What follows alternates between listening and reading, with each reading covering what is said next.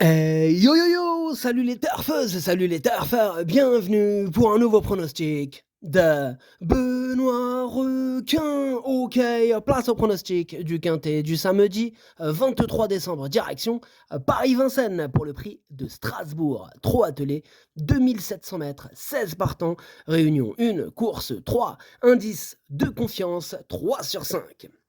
Alors cette vidéo, je la tourne avant l'arrivée du quintet de ce vendredi et je reviendrai dessus demain. Petit retour sur le quintet du jeudi 21 décembre. Ah, il y a eu du trouble fait à l'arrivée, il a payé. Mais pour les VIP, on a quand même réussi à passer un tiercé dans l'ordre qui est passé ce jeudi. Il a payé, il a fait 3 913 € dans l'ordre le tiercé. Comment ça fait plaisir. Félicitations aux heureux gagnants. Ok, c'est parti, on commence le pronostic et on commence avec le numéro 1, Falco Desrochers. On écoute l'entraîneur Axel Lenoir. Falco Desrochers m'a fait plaisir pour son retour à Vincennes en s'imposant sur les 2100 mètres. Je faisais un nouvel essai. J'ai procédé à quelques modifications après sa très belle course de Bordeaux. Il travaille notamment à la plage et en ligne droite, ce qui lui convient parfaitement. Ici, c'est 2700 mètres et un départ en montant. Il ne déboule pas trop. Il lui faudra la bonne course, mais j'y compte. Eh bien, j'y compte aussi. Ce numéro 1 me plaît beaucoup. Je l'ai mis très haut. Je l'ai mis à 3e. On passe au numéro 2, Easton of My Life. Et on écoute pardon, François Giard.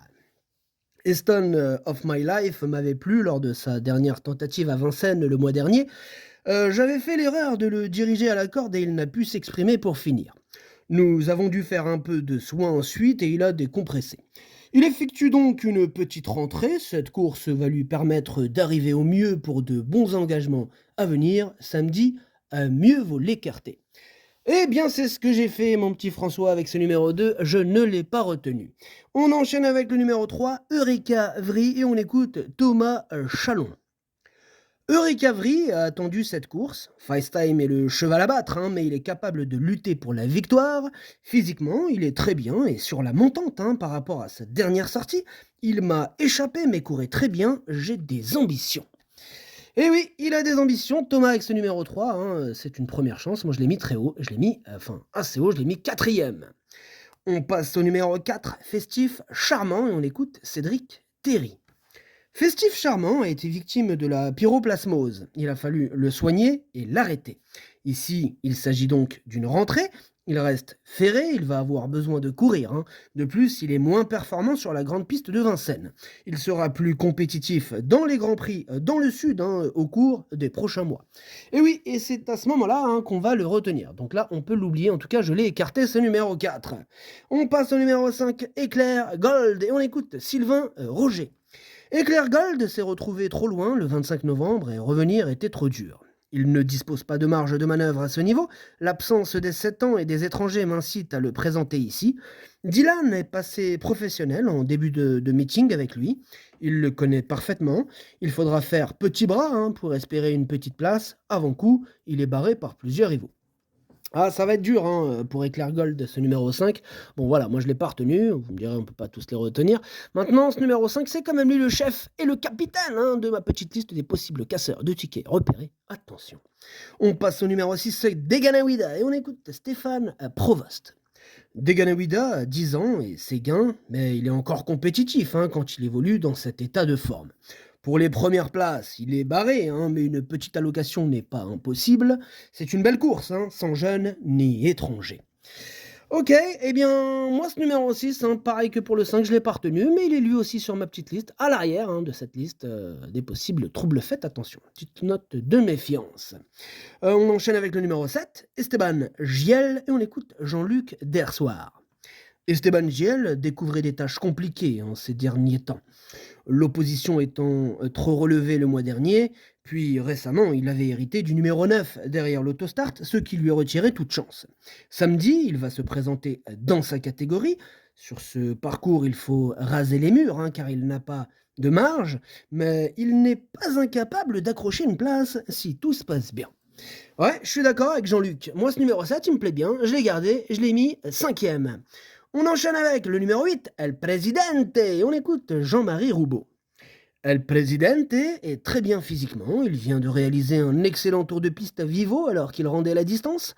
L'engagement est favorable, ce qui m'incite à faire le déplacement à Vincennes où il a toujours bien couru. Il est un peu moins performant à Cagnes, c'est une belle course mais il y a de l'opposition. Il a ses gains, il faut jouer serré. On tente l'aventure. Eh oui, Jean-Marie, qui ne tente rien, n'a rien. Moi, ce numéro 8, je l'ai pas retenu, mais il est en plein milieu de ma petite liste des possibles troubles faits. On passe au numéro 9, Faubourg, et on écoute Pierre-Yves Verva. Faubourg a effectué une rentrée discrète en dernier lieu dans un lot intéressant. Bon, il manquait de souplesse après l'été et avait dû être soigné.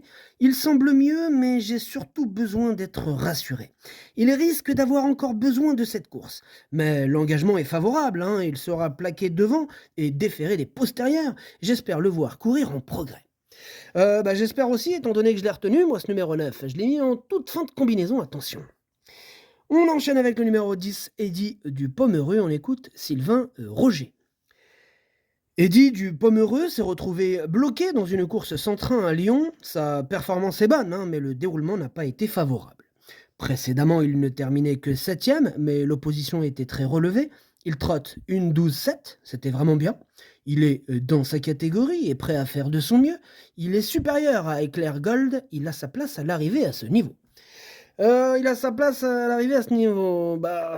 C'est un regret. Moi, il me prend un peu la tête ce numéro 10. C'est mon deuxième cheval de complément en cas de non partant. Attention. On passe au numéro 11, Drop des Duriez, et on n'aura pas les commentaires de l'entraîneur, c'est Grégoire Raffestin qui est parti pêcher tout seul. Amuse-toi bien. Alors, ce numéro 11, moi, il me plaît bien, je l'ai gardé, j'y crois, je l'ai mis 6e. On enchaîne avec le numéro 12, Djembé d'Orgerès, et on écoute Guillaume Richard Huguet. Djembé d'Orgerès reste sur une sortie encourageante à Lyon-Paris, où il aurait même pu gagner. Lors de son avant-dernière course, il s'attaquait à trop forte partie à Vincennes et il faisait sa rentrée. À 10 ans, les bons engagements sont rares et celui-ci nous oblige à effectuer le déplacement. Nous mettons tous les atouts de notre côté en le confiant à Jean-Michel Bazir. Derrière FaceTime, les places sont bonnes à prendre. Alors, moi, ce numéro 12, je l'ai retenu, mais plutôt en bout de combinaison. On passe au numéro 13, FaceTime, le fameux FaceTime. Et on écoute donc Mathieu Abrivard. FaceTime a encore gagné très plaisamment en dernier lieu. Il n'a pas une carrosserie très solide, mais il possède de gros moyens lorsqu'il est bien souple, comme c'est le cas en ce moment. Il retrouve des conditions de course très favorables face aux vieux et sur un parcours à sa convenance. Il reste sur 2 faciles succès et semble en mesure de réussir la passe de 3. Oh là là, la chaleur de Mathieu Abrivard, on sent cette confiance, le cheval à battre, l'épouvantail, on peut dire ça comme ça, de la course, ce numéro 13, il va être dur à battre. En tout cas, c'est mon préféré, je l'ai installé en tête. On passe au numéro 14, Finper Love, et on écoute Emmanuel Varin. Finper Love avait besoin de décompresser un peu après une saison assez chargée. Elle a été arrêtée 1 mois avant de reprendre progressivement l'entraînement.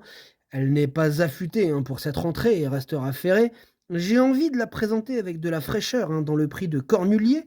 Samedi, il est préférable de l'écarter. Eh bien, c'est ce que j'ai fait, Emmanuel. Je l'ai écarté, ce numéro 14. On passe au numéro 15, Falco d'Avaroche, et on écoute Jean-Michel Baudouin. Falco d'Avaroche découvre un très bel engagement au plafond des gains. Il courait de première face aux 6 ans et I1,5, notamment le 20 novembre. Cette fois, il faudra battre FaceTime, lequel a gagné 2 fois facilement. Mon cheval se plaît beaucoup à Grosbois. Il est parfait. Il devrait lutter pour les premières places. Et voici, messieurs, dames, le concurrent direct à notre FaceTime, le numéro 15. Il va tout donner pour tenter, pourquoi pas, de battre notre FaceTime, le numéro 13. Moi, je l'ai mis 2e. Et on termine avec le numéro 16, Epsom d'Airfray. On écoute Jean-Michel Baudouin. Epsom d'Airfray ne m'a pas vraiment convaincu dernièrement. Est-ce le fait d'évoluer à Vincennes? That is the question. Il faut qu'il me rassure un peu en compétition. Physiquement, il est très bien. Il va effectuer le hit sous la selle en prévision d'un retour dans la spécialité dans le Yvonique Baudin. Ici, l'engagement est idéal. On va courir pour être 5e. Bon, moi je l'ai pas retenu, hein, ce numéro 16, mais attention, c'est lui mon gros regret, c'est lui mon cheval de complément en cas de non partant. Attention, possible cassage en vue. Le pronostic, ça donne 13, 15, As, 3, 7, 11, 12, 9. Merci d'avoir suivi cette vidéo. N'hésitez pas à mettre un pouce bleu si la vidéo vous a plu. Pour accéder à tous mes tickets pour la course du Quintet, rendez-vous directement en description de la vidéo. À jouer avec modération. Bonne chance. Chopez-le moi. Ciao.